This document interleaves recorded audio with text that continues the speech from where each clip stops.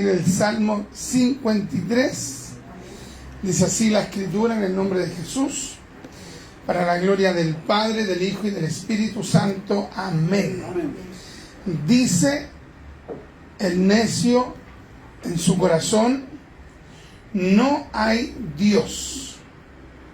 Se han corrompido e hicieron abominable maldad. No hay quien haga bien. Dios desde los cielos miró sobre los hijos de los hombres para ver si había algún entendido que buscara a Dios. Cada uno se había vuelto atrás, todos se habían corrompido. No hay quien haga lo bueno, no hay ni aún uno. ¿No tienen conocimiento todos los que hacen iniquidad, que devoran a mi pueblo como si comiesen pan y a Dios no invocan? Allí se sobresaltaron de pavor, donde no había miedo, porque Dios ha esparcido los huesos del que puso asedio contra ti. Los avergonzaste, porque Dios los desechó. Oh, si saliera de Sión la salvación de Israel, cuando Dios hiciere volver de la cautividad a su pueblo, se gozará Jacob y se alegrará Israel. Amén. Ahora, mis amados, vamos a leer el Salmo 14. Salmo 14. Y vamos a leer del versículo 1 al versículo 3, que será el texto, digamos, áureo del que vamos a reflexionar. Salmo 14, versículo del 1 al 3. Ya dice así la Escritura. En el nombre del Señor Jesucristo. Dice el necio en su corazón: no hay Dios. Se han corrompido, hacen obras abominables. No hay quien haga el bien. Jehová miró desde los cielos sobre los hijos de los hombres para ver si había algún entendido que buscara a Dios. Todos se desviaron, a una se han corrompido. No hay quien haga lo bueno, no hay ni siquiera uno. Ya, y ahora vamos a leer Romanos capítulo 1, Romanos capítulo 1, versículos 19 y 20. Ya, Romanos capítulo 1, 19 y 20. Ya vamos entonces al Nuevo Testamento.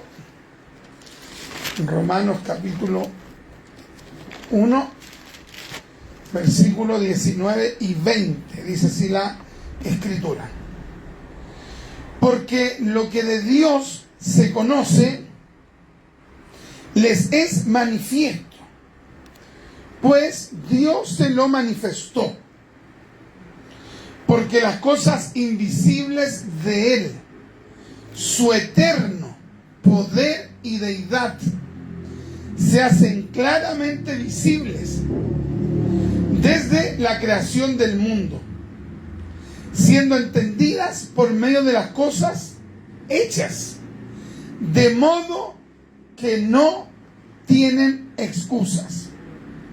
Vamos a leer el 21 también. Pues habiendo conocido a Dios, no le glorificaron como a Dios, ni le dieron gracias, sino que se envanecieron en sus racionamientos, y su necio corazón fue entenebrecido. Tremendo ese término, entenebrecido, ya, porque eso implica, hermano, que el corazón se llena de tinieblas. Eso sería en un lenguaje, digamos, popular, cuando el corazón, el ser interior, se llena de tinieblas. Tome su asiento, mi querido hermano. Hemos leído la palabra del Señor. yo quiero que podamos leer en este momento, quiero leer en la versión NTV este pasaje bíblico del Salmo 53, versículo del 1 al 3. Mire cómo dice acá esta versión. Solo los necios dicen en su corazón, no hay Dios. Ellos son corruptos y sus acciones son malas. No hay ni uno solo que haga lo bueno. Dios mira desde los cielos a toda la raza humana. Observa para ver si hay alguien realmente sabio. Si hay alguien, si alguien busca a Dios. Pero no. Todos se desviaron, todos se corrompieron. No hay ni uno que haga lo bueno, ni uno solo. Tremendo.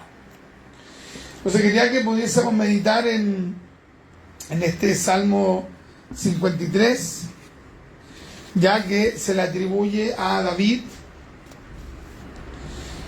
Y pensaba yo en esto, hermano, que si este Salmo lo escribió David, si hay alguien que le creía a Dios, que no solamente creía en Dios, sino que le creía a Dios, era precisamente David. ¿Ya? Entonces que David, digamos, nos hablara de esto, es realmente, digamos, llamativo.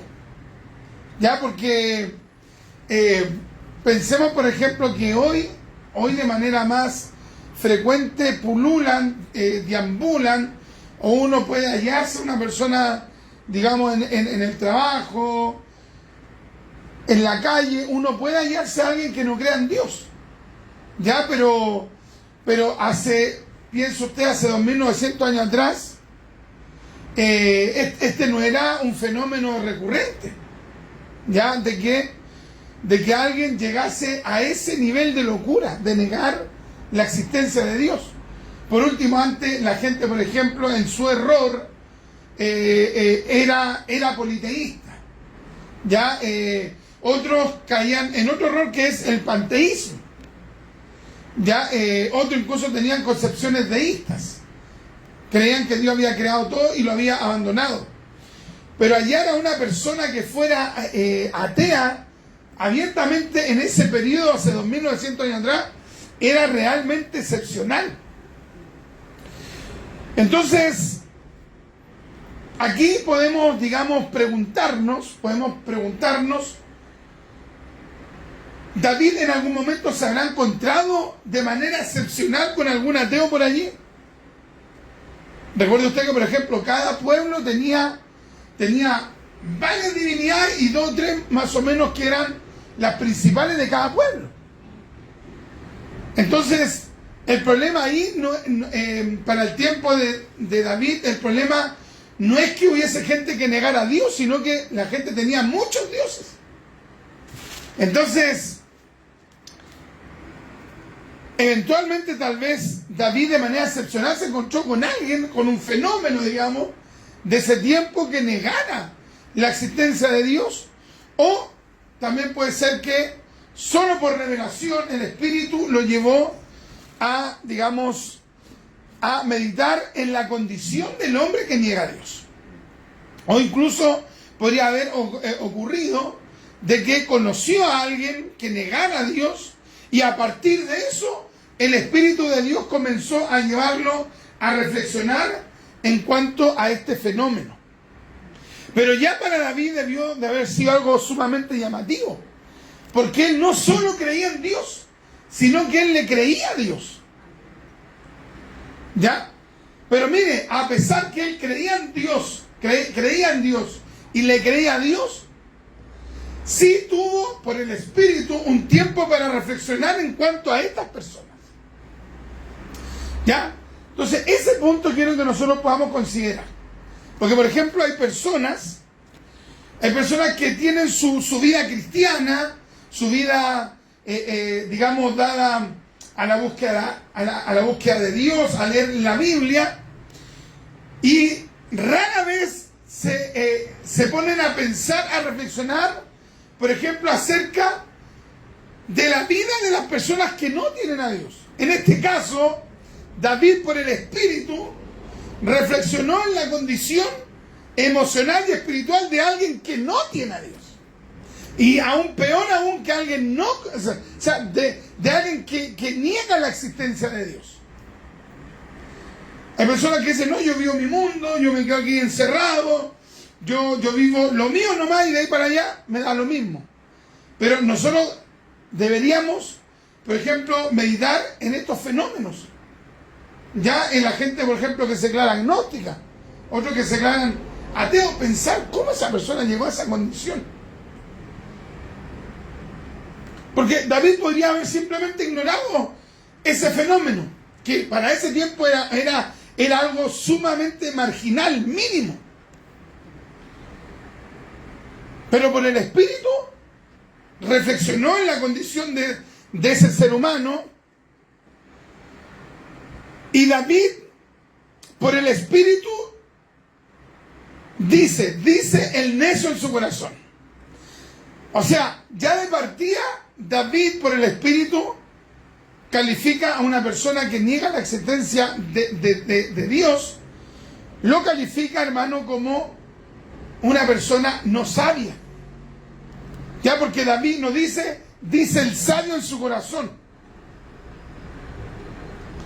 Es impresionante cuando de repente uno escucha, hermano, uy, leí sobre tal filósofo ateo, tremendo, y se impresionan, y se embelecen, y quedan envueltos. En cambio, cuando yo voy a leer algo, y si yo sé que esa persona es atea, la que escribió eso, yo de inmediato, como que yo digo, ay, este tipo es un enfermo, es un chanta, no sé, es un falso. Pero hay gente que sabe de gente que no cree en Dios y se deja escandilar. Hermanos que de repente entran a estudiar a un seminario, incluso hasta teológico, porque no sé si alguno de ustedes conoce, por ejemplo, un teólogo que se llamó Julius Wellhausen, ¿ya? O Julio Wellhausen, que fue un teólogo alemán. ¿Ya? Y resulta que el tipo hizo clases caleta de años en universidades en Alemania. Y resulta que fue uno de los principales hombres que usó Satanás para cuestionar el Pentateuco. Pero la gente no sabía lo que el hombre creía dentro de sí. Cuestionó la Biblia, aparentemente, o supuestamente cuestionó la Biblia como un cristiano sincero, entre comillas, que quiere entender los fenómenos escriturales, y en ese entender cuestionó cosas. Pero la gente creía que era un cristiano que estaba como tratando, entre comillas, de hallar la verdad. Una cuestión realmente sórdida. Pero con el tiempo, el hombre ya no pudiendo seguir sosteniendo, digamos, el personaje como del sincero que quiere conocer la verdad, el hombre reconoce y dice que él no cree en la Biblia. ¿Ya? Se sacó la careta y el tipo era un miserable, hermano. Y así como él, por ejemplo, había otra persona de apellido Strauss. Y Strauss y otros más en Alemania estaban enseñando teología, y estaban ellos cuestionando varias partes de la Biblia, pero algunos de ellos ya fueron más allá y terminaron incluso cuestionando la historicidad de Jesús, enseñando, se supone, teología, fundamentando a los oyentes, cuando en realidad los tipos lo que estaban haciendo, estaban horadando la fe de los creyentes, porque a muchos de ellos los papás los mandaban a estudiar a la universidad para que ellos luego pudiesen ser, por ejemplo, reverendos de la iglesia luterana. No sabían que estaban al final mandando a su hijo a que alguien destruyera su fe. Y uno de los alumnos que terminó yendo a estas clases fue precisamente un hijo de un pastor luterano que había fallecido y que su mamá anhelaba que su hijo fuese pastor. Ya, me refiero a, gracias hija, me refiero a Federico Nietzsche. La mamá anhelaba que su hijo fuera pastor como su esposo. Entonces, el tipo, donde era intelectual, donde era capaz, donde tenía una capacidad intelectual realmente sobre la media, el hombre estudió 2 carreras a la vez. Estudió filosofía y estudió teología. Las 2 carreras de manera simultánea. ¿Y sabe quién fue uno de los instrumentos que le robó la fe? Fue precisamente el profesor de teología. Fue precisamente un escritor de libros de apellido Strauss que lo llevó a cuestionar la fe.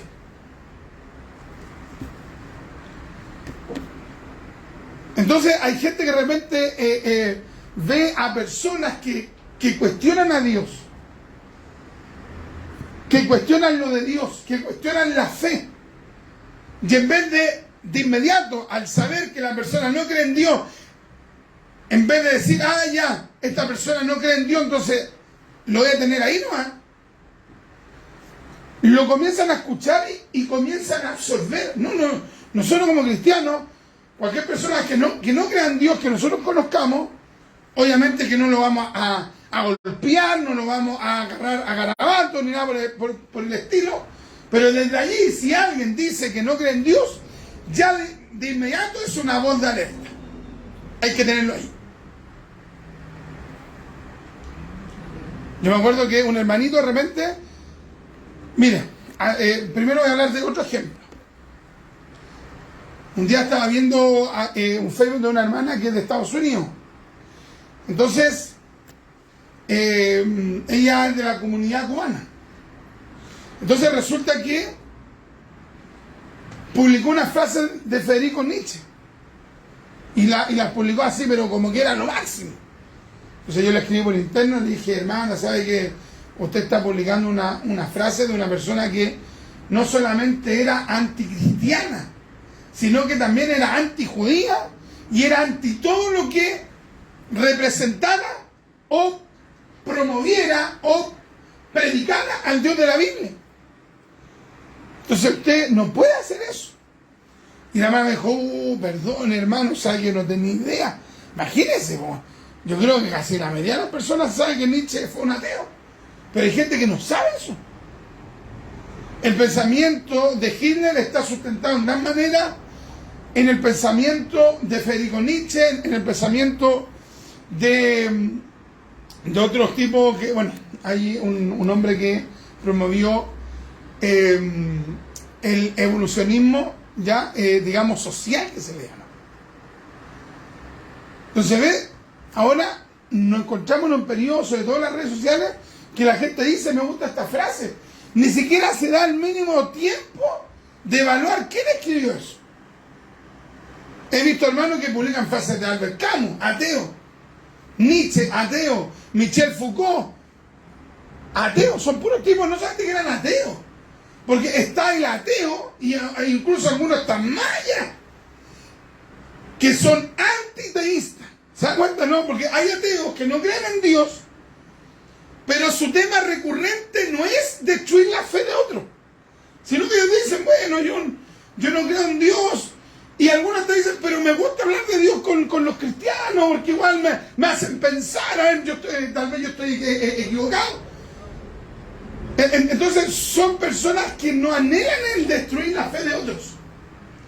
En cambio, los antiteístas ya serían ateos que anhelan destruir la fe de alguien.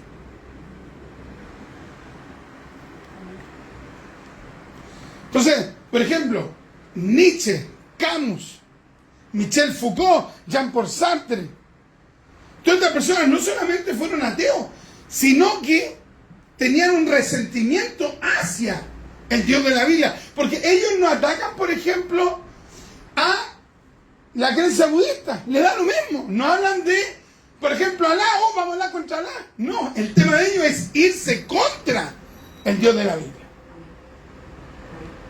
Entonces nosotros no deberíamos jamás ver con buenos ojos a una persona que no crea en Dios. Dice el necio en su corazón, no hay Dios. Piensa usted en esto,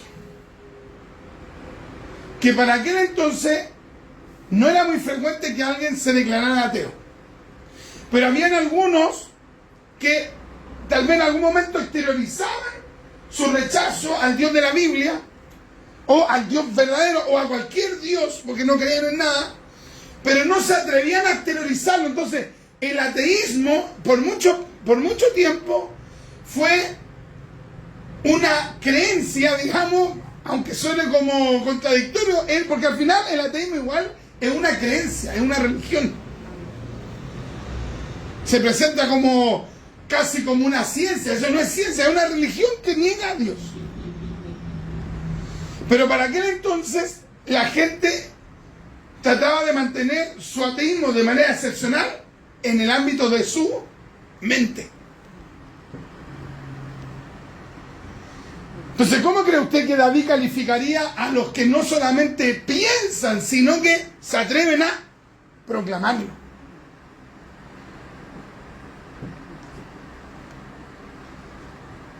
O sea, yo creo que David estaría horrorizado que hoy escuchara gente. Hoy, esto cuántas veces no lo hemos visto, gente que va a la iglesia. Gente que va a la iglesia y hoy día tienen el descaro de ponerlo en un Facebook. De escribir ahora, no creo un Dios, así como burlándose de toda la gente, de los hermanos. Esta misma tipa que es pastora allá en Canadá, que supieron que la tipa era atea, pero ella, hablando con los líderes de la iglesia, llegaron a un acuerdo de que ella pudiese seguir siendo pastora. Imagínense la locura, pastora, pero siendo atea. Y llegaron a un consenso de que ella le iba a enseñar ética y valores. Mire la locura de un púlpito.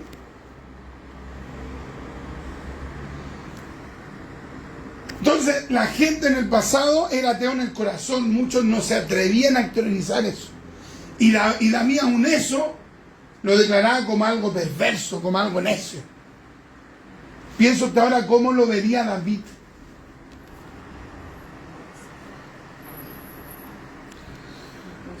Entonces nosotros no deberíamos mirar con buenos ojos a alguien que se declare ateo. No es que lo vamos a maldecir, no es que le vamos a hacer un garabato, no es que no le va a dar la mano, no. Pero hay cuidado siempre. Porque si se atreve a negar a Dios, si se atreve a cuestionar a Dios, o sea, ¿qué ir a hacer con un prójimo? Dice el necio en su corazón, no hay Dios. Se han corrompido, hicieron abominable maldad. No hay quien haga bien. Se han corrompido e hicieron abominable maldad. Y pensaba en esto yo, y este también es parte de varios planteamientos que algunos escritores tienen. Ya estaba pensando en el nombre de este filósofo ruso. Se me fue el nombre. El que escribió el libro Los hermanos Kamarov, parece que Fyodor Dostoyevsky. Ahí está. Fyodor Dostoyevsky. Y resulta que él era de la postura, del planteamiento, que si alguien niega a Dios, eso siempre va a repercutir en sus valores. ¿Ya? Alguien niega a Dios y eso va a repercutir en sus valores y en el valor que le da al ser humano. Siempre. Y siempre va a ir en el sentido contrario. ¿Me entienden? O sea, alguien que niega la existencia de Dios, sí o sí, va a quitarle el valor al ser humano. Porque nosotros como cristianos creemos en Dios y creemos que el ser humano es a la imagen de ¿quién? De un perro, de un gato, ¿de quién? A imagen de Dios. Entonces donde nosotros creemos en Dios, en nuestra teología cristiana, le damos un valor al ser humano mayor que las otras criaturas. Porque, por ejemplo, nosotros podemos querer al gatito, al perrito, a otros les gustan las aves, otros dicen, no, los leones, los tigres. Hay una nueva moda que les gustan hasta los ratones. ¿Usted sabe que en la India cuando ven ratones, qué dicen ellos? Para nosotros, ¿qué es un ratón? Un ratón en la casa. Terrible. No podéis ni dormir. Algunos dicen, un ratón nunca lo he visto. Han tenido como 100, pero nunca. Es como la gente que dice, yo nunca he tenido piojos. Han tenido una camionada, pero dicen que no los conocen. Oye, uno ve un ratón, un asco. Pero en la India es símbolo, mire la cultura, hermano. Para ellos es símbolo de bendición. Entonces uno le da un valor al ser humano. ¿Por qué? Porque uno sabe que ese ser humano, según la teología cristiana, fue hecho a la imagen de Dios. Entonces si alguien niega a Dios, le va a restar sí o sí, por implicancia, por consecuencia, el valor al ser humano. Y es por eso que dentro de los que niegan a Dios, por ejemplo, mayoritariamente se van a encontrar gente que abiertamente está a favor del aborto. Porque le quita el valor al ser humano. Donde no cree en Dios, le quita el valor al ser humano. Entonces ya después nos habla de que asesinaron a un bebé en el vientre de la mamá, sino que hablan de células, hablan de masa, hablan de cualquier cosa.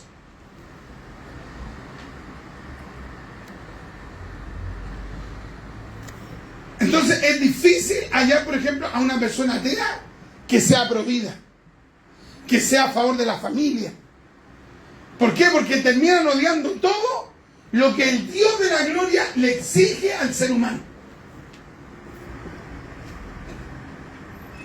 Entonces es por eso que no es, digamos, secundario el rechazar a Dios. O sea, eso tiene implicancias sociales. Es por eso que David, por el Espíritu, dice necio. ¿Por qué un necio? Porque no entiende la implicancia de negar a Dios, todo lo que atrae para atrás. La repercusión social que eso atrae.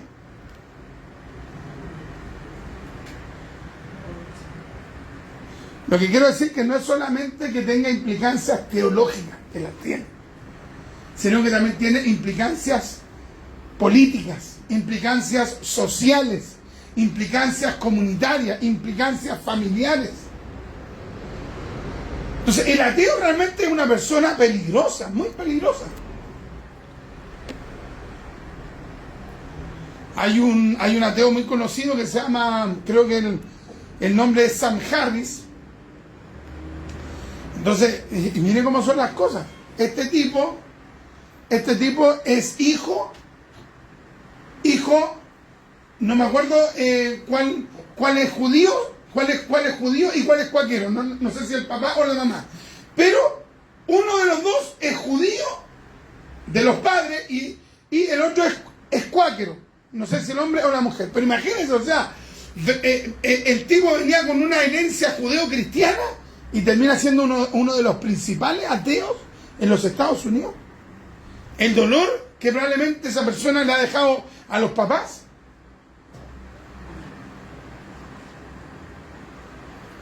Entonces nosotros como cristianos debemos ver a esta gente realmente como peligrosa, peligrosísima.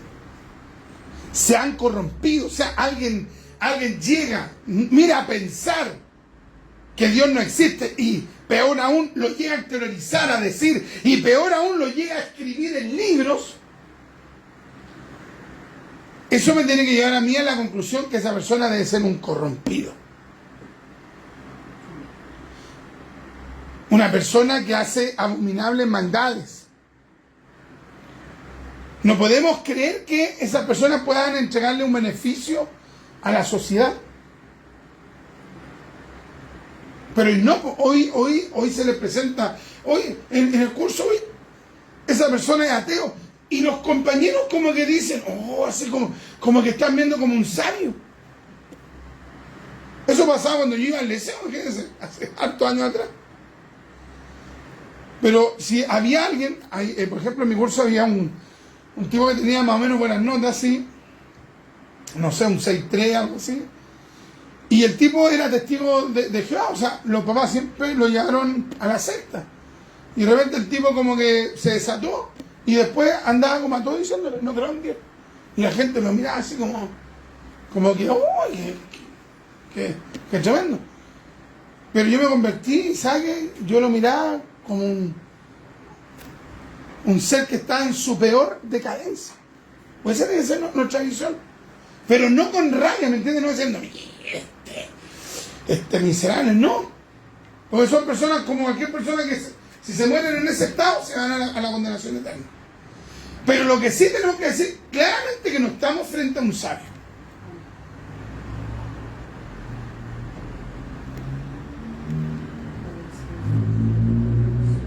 Piensa usted, hermano, ¿usted dejaría un necio dirigiendo una empresa?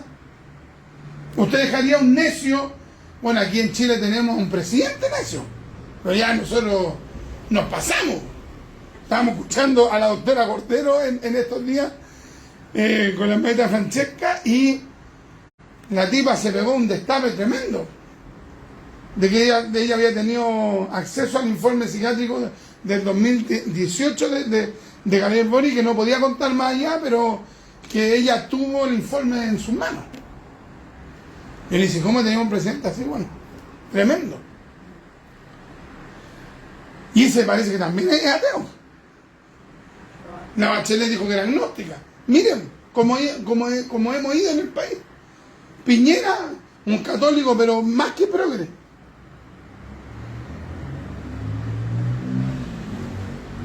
Entonces, David escribe esto creyendo en Dios, creyéndole a Dios, creyendo en el Dios de la Biblia. Y él desde esa fe reflexionó en ese tipo de personas. Y llegó por el Espíritu a la conclusión que esa gente era necia, que esa gente era corrompida, que esa gente era abominable, que esa gente no tenía qué bien hacer. O sea, así tenemos que ver nosotros a ese tipo de personas. Tal vez digan, ya, pero si es un buen panadero, si es un buen mecánico o es un doctor, puede ser.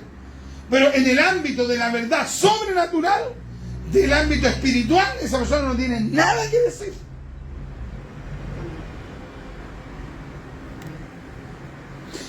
Dios desde los cielos miró sobre los hijos de los hombres para ver si había algún entendido que buscara a Dios. Cada uno se ha vuelto atrás, todos se habían corrompido. Todos se habían corrompido. No hay quien haga lo bueno, no hay ni aún uno. Y en este caso, hermano, increíble hoy cómo Dios le iluminó tanto a David. Porque al final la corrupción no solo llegaba hasta el ateo, hasta el que en su corazón negaba a Dios, sino que finalmente, por el Espíritu, David dice, la corrupción está en todos. Entonces yo pensaba también en esto, en lo que también los teólogos hablan acerca de porque ve que están los ateos teóricos, los ateos doctrinarios, los que conceptualmente dicen que Dios no existe, pero también hay otro tipo de ateos, que es el ateo, digamos, práctico, que es la persona que vive su día a día en la práctica como que si Dios no existiera. Pero uno habla con esa persona, y uno le puede decir, ¿usted cree en Dios? Sí. Pero te dice que cree en Dios, pero nunca ora, nunca lee la Biblia, nunca va a la iglesia, nunca cuando va a tomar alguna decisión elemental le pide a Dios, nunca se ha arrepentido. Entonces, en la práctica, igual es como que si no creyera en Dios. Porque el creer en Dios tiene implicancia en nuestras propias vidas, en nuestras propias decisiones, en nuestro propio comportamiento.